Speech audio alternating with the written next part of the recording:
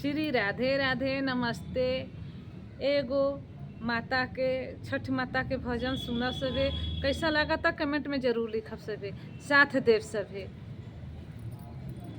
कांच ही बस के बहंगिया बहंगी लचकती जाए।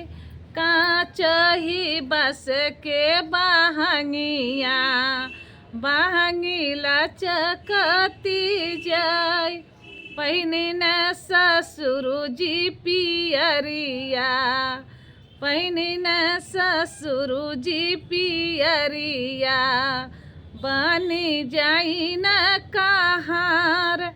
पहिने न भसुर जी पियरिया बनी जाई न कहार। बाट से पूछ रे बटोहिया बहंगी के करा के जाई। बाट से पूछ रे बटोहिया बहंगी के करा के जाई। आँखी तोर फूट रे बटोहिया बहिया टूटू न जाई। आँखी तोहरो फूट रे बटोहिया बहिया टूटू न जाए। इत बहंगी छठी माई के हउए छठी घाटे ले जाए। इत बहंगी छठी माई के हउए छठी घाटे ले जाए।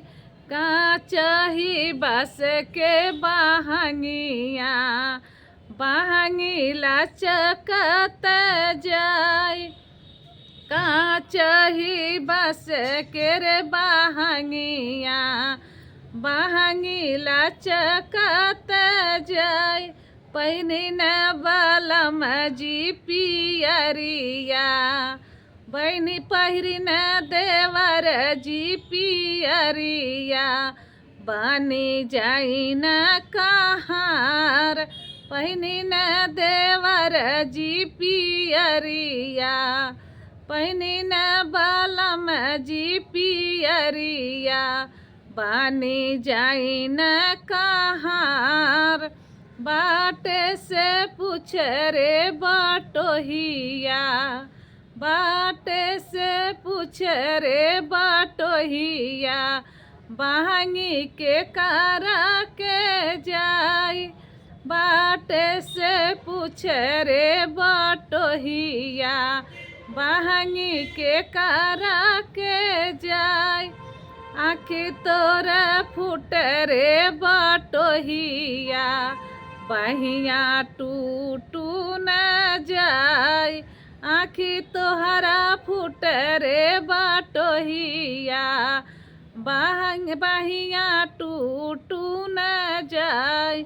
इत बहंगी छठी माई के हउए छठी घाटे ले जाई। इत बहंगी छठी माई के हउए छठी घाटे ले जाई।